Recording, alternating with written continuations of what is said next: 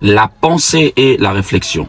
C'est qui est de l'apanage de l'esprit. Des concepts essentiels pour l'esprit de l'homme. Et nous allons partager avec vous pour que vous puissiez comprendre la différence et l'importance de ces deux réalités. Psaume 143, 5 nous dit: je me souviens de jours d'autrefois, je médite sur tes œuvres, j'ai réfléchi sur l'ouvrage de tes mains. Le psalmiste dit dans un sens: je me souviens de jours d'autrefois, je médite sur toutes tes œuvres. Sur les œuvres de Dieu, il médite, il se souvient. Mais sur l'ouvrage de ses mains, il réfléchit. Vous voyez, il y a une nuance. Sur les œuvres de Dieu, il médite, mais sur l'ouvrage, il réfléchit. Au fait, il y a une différence.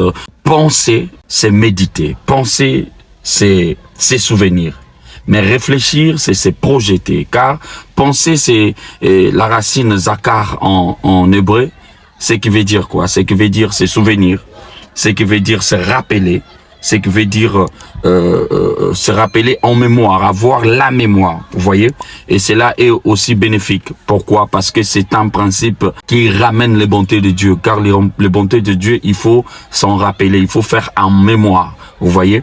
Mais il y a la question de résoudre des problèmes quand on est dans un souci, quand ça ne va pas dans notre vie. Il ne faudrait pas penser. La pensée n'est pas la réponse pour des questions qui bloquent notre vie. La réponse pour cela, on la trouve dans la réflexion. Kashab. Réflexion kashab qui veut dire quoi?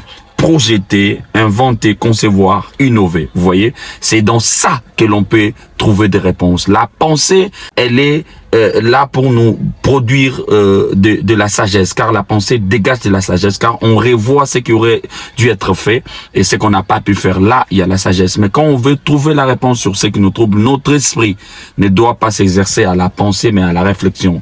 Projeter, kashab. Et là, il y a plusieurs écritures qui appuie c'est là dans Proverbe 16-20, la Bible dit: celui qui réfléchit sur les choses trouve le bonheur. On n'a pas dit celui qui pense, mais celui qui réfléchit. Vous voyez, Psaume 73-16, quand j'ai réfléchi là-dessus pour m'éclairer, la difficulté fut grande à mes yeux. Car quand on réfléchit, on dégage de la lumière. Notre esprit dégage de la lumière, mais une lumière dirigée sur le temps pour que nous puissions découvrir les choses. C'est même dans ça qu'Ésaïe 61:1-3 va dire: lève-toi, sois éclairé, car ta lumière arrive. Là, on parle de l'esprit de l'homme connecté à l'esprit de Dieu qui s'élève et qui apprivoise le futur. Il réfléchit, il voit des ondes luminées pour avoir la lumière sur le futur, car le futur, c'est les ténèbres. Et c'est un esprit éclairé qui éclaire le futur et il en tire des réponses. C'est ainsi qu'il était dit, les prophètes d'autrefois ont investigué, ont fait des recherches pour connaître quand est-ce que le Christ viendrait sur la terre. Vous voyez?